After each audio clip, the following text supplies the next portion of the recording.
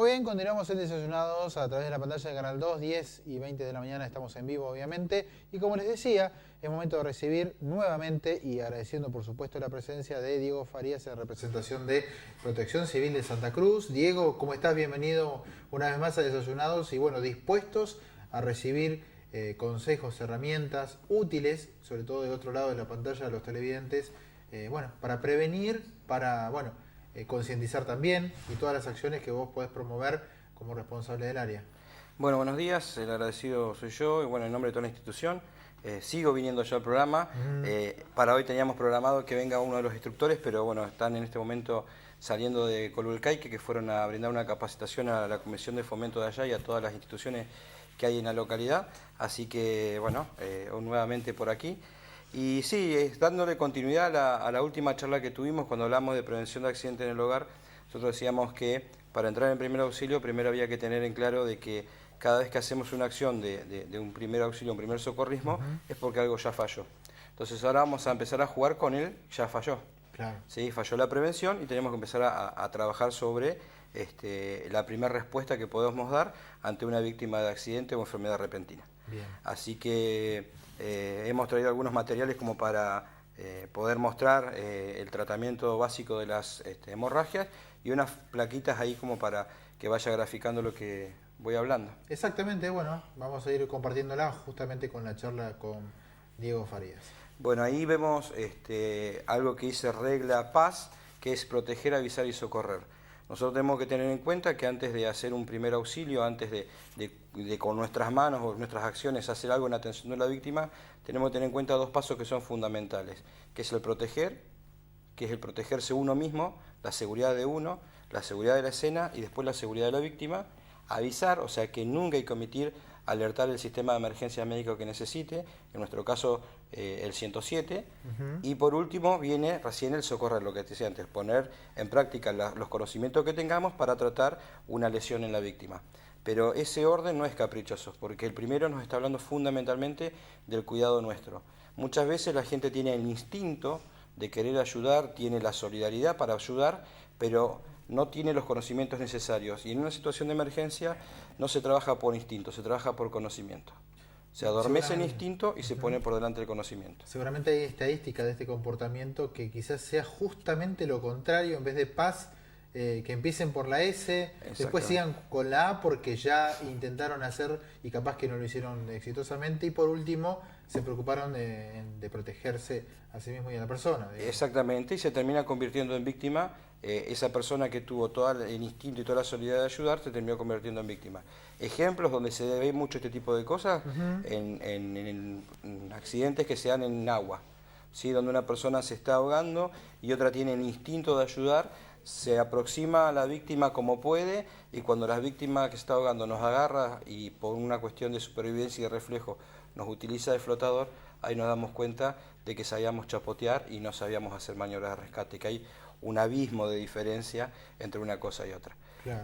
Otro tema se ve mucho en los incendios, ¿no? Que entran y salen constantemente en lugar del incendio, rescatando personas, o lo que es peor, muchas veces bienes materiales, y terminan convirtiéndose en víctima porque el incendio va evolucionando, los riesgos van siendo cada vez mayores, y bueno, esas personas, por ese instinto de ayudar, también se convierten en víctimas. Podemos, por ejemplo, circunscribirnos al incendio para dar el ejemplo, porque eso sería más práctico todavía, y ver desde el error o desde de la forma equivocada de los pasos, estar atentos a, ojalá que no ocurra, como siempre decimos, pero en el caso de ser vecinos, ¿sí? Es el planteo concreto. Somos vecinos y se está produciendo un foco ígneo en una vivienda. ¿Cuál sería, digamos, el error? Que es meterse, intentar sacar cosas, y qué deberíamos hacer mínimamente para que mentalmente pensemos a tomar conciencia ahora, para que en el momento que ocurra y debamos tener que actuar, ya tengamos este planteo bien hecho de las tres letras esenciales que nombraste. Perfecto. ¿Sí? Dentro del proteger, obviamente, nosotros lo que recomendamos en toda situación de siniestro de incendio es la evacuación del lugar donde estamos. Si conocemos, que ese es otro tema, si conocemos dónde está y sobre todo el uso de los elementos contra incendio, como es un extintor portátil, más conocido como matafuego, tener en cuenta de que sirve solamente para el inicio del incendio, ¿sí? Para un foco que recién está comenzando, pero no para un incendio generalizado. pero la prioridad no es atacarlo, sino directamente evacuar el lugar. Bien. Esa es la prioridad desde la protección civil. Te vuelvo a decir lo mismo, muchas veces contamos inclusive con un extintor, pero no lo sabemos utilizar. Entonces, ante eso, con más razón, proteger nuestra integridad física y la de nuestro vecino. También hay que tener en claro el comportamiento del fuego, ¿no? El fuego necesita un material combustible, temperatura y oxígeno. Muchas veces se ve que la gente, por ayudar, rompe los cristales de las casas para que si hay alguien adentro tenga más aire, y en realidad lo que está haciendo es alimentar el fuego a través del oxígeno. Como yo te decía en otro momento, la idea nuestra es venir acompañados por personal de bomberos en alguno de estos espacios como parte del sistema, y pueden entrar más técnicamente, obviamente, ellos en este tipo de charlas, pero son ejemplos que se ven muy a diario, ¿no? Donde rompen, como te digo, los vidrios queriendo ayudar, y ahí es donde nosotros decimos que trabajan por instinto, pero no por conocimiento. Si sabemos que el fuego con oxígeno se alimenta, no deberíamos romper los vidrios. La gente lo hace por desconocimiento también. Entonces, y después lo que decía antes, ¿no? De querer meterse a ver si hay alguien adentro a rescatar, o después empiezan a sacar bienes materiales. Y ahí está donde se termina convirtiendo en víctima. Porque también hay que tener en cuenta que el fuego, la llama en sí, no es lo más peligroso o lo primero que va a llegar a lesionarnos. Lo que nos lesiona a nosotros es la combustión, o sea, el humo, el producto de la combustión, que nos va a intoxicar, nos va a irritar las vías aéreas, la vía respiratoria y las mucosas, y la temperatura. O sea, la temperatura llega más rápido que la llama, ¿no? Entonces podemos entrar a un ambiente que está a mucha temperatura y sufrir una quemadura de vía aérea, y puede ser irreversible. Claro. ¿Sí? Entonces, tener en cuenta eso, que lo más saludable es evacuar. ¿Sí? Salir del lugar en la forma más ordenada posible y más rápido posible. Y avisar. Y siempre avisar. Entonces, si no, nosotros ahí estaríamos empezando al revés, como vos das el ejemplo. Si yo me pongo a querer hacer un rescate o algo, empiezo a trabajar con el socorrer. Y después de que pasó todo eso, resulta que los bomberos no llegaron, pero nadie les avisó. Claro. Entonces ahí es donde se mezclan las letras. Y el proteger, avisar y socorrer no es un capricho, sino me está marcando las tres formas, los tres pasos y en el orden en que tengo que trabajar en un primer auxilio. Muy bien, continuamos entonces. Después, dentro ya de los temas, ¿no?, que vamos a desarrollar, para hoy trajimos lo que es el control de hemorragias. Hay una de las plaquitas también que nos va a estar explicando la hemorragia, ¿no? Una hemorragia, nosotros vamos a tratar en primer auxilio básico la hemorragia externa, que es toda pérdida de sangre, ¿sí? Toda rotura de un vaso sanguíneo, que está provocada a través de una herida, y la herida es una abertura de la piel. Entonces, cuando nosotros tratamos el control de una hemorragia, también empezamos con el primer tratamiento de la herida. Básicamente decimos que una herida es una abertura en la piel, una puerta que se abre para que todo lo que está dando vuelta en el aire se meta en nuestro organismo y nos contamine. Por ende, el sentido común que nos diría, esa puerta hay que cerrarla.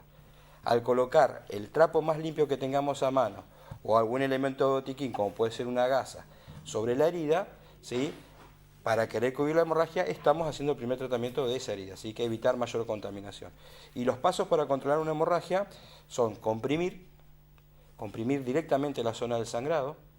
Si no da resultado el comprimir la zona del sangrado por varios minutos, se puede hacer elevación del miembro que esté sangrando, o sea, si es en los brazos, elevar el brazo por encima del nivel del corazón, si es en las piernas, recostar a la persona y elevar las piernas también por encima del nivel del corazón. Entonces el corazón es la bomba, y si nosotros elevamos la zona lesionada, le va a costar, por alguna cuestión de gravedad, más llegar sangre ahí. Y eso va a hacer que nosotros podamos controlar mejor la hemorragia. Ese es el primer paso. Si no da resultado el primer paso, lo que se puede hacer es la presión más la elevación de ese miembro, y si no da resultado eso, hay algo que se llama puntos de presión, que en realidad es conocer un poquito de la anatomía básica de nuestro cuerpo, saber por dónde pasan las arterias principales, y básicamente es decir, presionar la arteria más próxima por encima de la herida. ¿Sí? Yo ahí lo voy a mostrar así conmigo, ¿no? Sí. Vamos a suponer que yo tuviera una herida en el antebrazo. Si tengo una hemorragia en esa zona, agarro algún elemento o mi propia mano, yo siendo la víctima, puedo agarrar mi propia mano y hacerme compresión directamente en la zona del sangrado.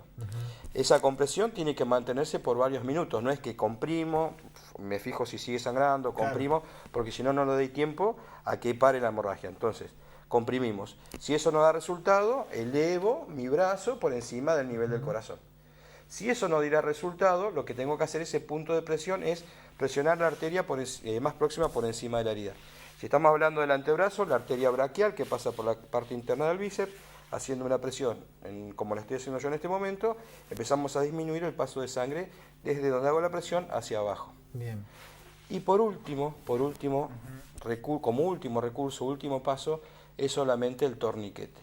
O sea, nosotros estamos constantemente dando charlas y hay mucha gente que cuando preguntas cómo se trata una hemorragia te dicen torniquete. El torniquete es en casos extremos. Si hay una amputación traumática, obviamente, una pérdida de un miembro a raíz de un accidente, va un torniquete sin dudarlo. Pero si no, es el último recurso.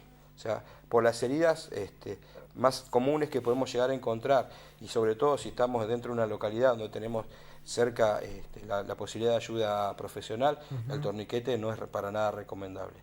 ¿Sí? Porque el torniquete básicamente es cerrar la canilla. ¿Sí? Nosotros usamos un lenguaje muy sencillo para que todo el mundo lo entienda, pero básicamente es eso, cerramos una canilla y no permitimos que circule sangre desde el torniquete hacia abajo. Quiere decir que al no haber sangre no hay oxígeno. Si nosotros lo hacemos en forma innecesaria, corremos riesgo de que haya una amputación después por el primer auxilio que quisimos dar. Claro, de onda, como decimos nosotros, pero sin conocimiento. Y acá yo traje algunos elementos como para poder la gente vea lo básico que necesitamos en un botiquín. Primero, los guantes. Cuando nosotros hablamos del proteger, estamos hablando también de la bioseguridad. Entonces yo tengo que evitar tener contacto con fluidos de otra persona. Guantes. El concepto es evito contacto con fluidos de otra persona. ¿Por qué el concepto es ese? Porque si no tengo guantes, me lo voy a rebuscar con una bolsa, con un trapo grande, con lo que sea, pero no me olvido más que no tengo que tener contacto con fluido de la otra persona. Yo acá tengo una gasa. No tengo gasa, el trapo más limpio. Tengo un líquido desinfectante. No tengo líquido desinfectante, el agua más limpia. Y tengo un jaboncito. O sea que el tratamiento de una herida con elementos que comúnmente podemos tener y que no hace falta que estén dentro de un botiquín, agua limpia, jabón y un trapo limpio. Claro. Por ejemplo, en una casa sí va a haber necesariamente un jabón. Exactamente. Vamos a tener acceso al agua. Vamos a tener acceso si no hay gasa, a un pañuelo limpio o una tela limpia. Exactamente. Eso es, digamos, suficiente. Y son elementos suficientes para dar la primera respuesta. El primer auxilio es eso, es la primera respuesta, ¿sí? Después de ese primer tratamiento, la ayuda profesional verá y va a trabajar obviamente con elementos estériles y en medios estériles. ¿Sí? Y por último, hay un algodoncito acá. ¿Y para qué está ese algodón? Para hablar 2 segundos sobre la última plaquita, que es la hemorragia nasal. La hemorragia nasal es muy común, no hace falta que haya un gran traumatismo, a veces se da por el hecho de sonarse la nariz repetidamente o con traumatismos muy leves, pero también nos encontramos con que a veces se hace complejo detener esa hemorragia. Sí. Bueno, ¿qué vamos a hacer? Desmistificar. ¿Por qué es complejo? Porque se hace presión, al igual que el ejemplo que yo puse en mi antebrazo, pero habitualmente se hace mal, se hace en la parte alta de la nariz, o sea, sobre el tabique. Y la zona que está sangrando generalmente son un paquete de capilares, de venitas que tenemos en el tabique divisorio de la nariz, que está muy a flor de piel. Entonces lo que hay que presionar son las partes blandas de la nariz. En esa imagen ya está desmitificando otra cosa, la cabeza va hacia adelante y no va hacia atrás. ¿Sí? Al ir hacia atrás y la persona está respirando y traga algo de sangre, se puede broncoaspirar y se nos va a complicar más en la tensión, fundamentalmente en la contención. Entonces el concepto es cabeza normal o hacia adelante, presionar las partes blandas de la nariz de 5 a 10 minutos sin soltar, y en caso de tener que utilizar o querer liberar mis manos, puedo utilizar algo como un algodón, pero el algodón tiene que ser de un diámetro mayor al agujerito de la nariz, o sea, mayor a la narina. ¿Sí? Claro. Y ese algodón entra con un sentido, yo acá lo estoy mostrando, de rosca, ¿sí? Como si estuviera poniendo un tornillo. Claro. ¿Por qué? Porque tiene que generar la misma presión que si estuviera mi dedo. Entonces, dentro de todos los temas que vamos a ir hablando, vamos a ir desmitificando también muchas cosas que a veces no dan resultado y algunas peor pueden atentar contra la víctima. En el caso vamos a hablar de algo más sensible dentro de lo que es aplicar los primeros auxilios. En el caso de un niño que le está sangrando la nariz, habitualmente lo que se hace, el algodón no va a lastimarlo, o sea que se lo puede, digamos, intervenir de esa manera y inmediatamente que sea asistido. Exactamente, pero sería lo mejor, digamos. Exactamente, pero es más, el algodón es el segundo paso, ¿no? El segundo. Lo primero es la presión. Yo también lo muestro acá con mi mano. Si me sangra un solo lado de la nariz, con cualquiera de los dedos presiono esa parte blanda de la nariz, o sea, la parte blanda, no el tabique, ¿sí? Exactamente, como estás haciendo vos. Cerrando, y esa presión 5 a 10 minutos. Si me sangra de los dos lados, pincita y hacemos eso. Así. Estas charlas nosotros le hemos dado en jardines de infante a chicos, ¿no? A alumnos del jardín, y solo controlan sus hemorragias nasales. Y a su vez le estamos dando una herramienta de cómo defenderse, entonces después a veces asusta más el papá o la mamá que lo que hace el nene, que se aprieta solito la nariz. Entonces, como te decía, aprovechar a desmitificar muchos de estos tratamientos, y tener en cuenta una lógica también. Todo lo que hacemos tiene una lógica, y llevarnos un concepto. Entonces, para cerrar, te pido por favor, el concepto es: primero nos protegemos, o sea, nuestra seguridad, después la escena y la víctima, avisamos y luego socorremos. Ante hemorragias, el primer tratamiento es la presión directa. Le sangran en un lugar determinado, en ese lugar hay que presionar, ¿sí? ¿Y cómo tratamos esa herida? Cubriéndola con el trapo más limpio y el agua más limpia.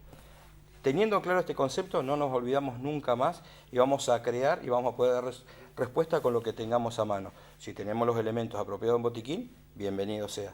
Pero si no, que habitualmente pasa que no los tenemos a mano, el agua más limpia, el trapo más limpio y algo que proteja nuestras manos, como una cuestión de bioseguridad. Buenísimo, Diego, muchísimas gracias por tu aporte, que obviamente crea conciencia. La idea es prevenir también, no llegar al punto obviamente de tener que necesitar de estas herramientas, pero si no queda más remedio, justamente, sí saber qué hacer, ¿sí? Y si no sabemos, no intervengamos, porque creo que eso puede causar un mal peor. Un mal peor, más daños, ¿sí? O me contaron, o me parece que es así. De última, se me ocurre a mí, y vos me vas a decir si está bien o no, es en un ámbito donde, no sé, en un ámbito público, un incendio, un siniestro vial, donde hay gente que se reúne, es mejor preguntar, ¿no?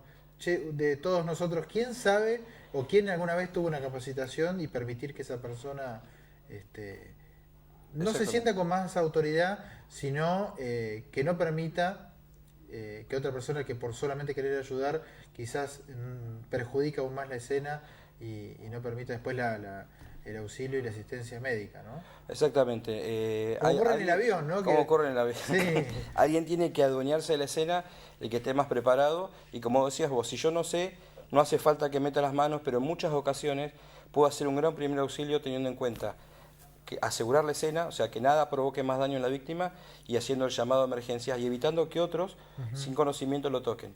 Eso es muy importante.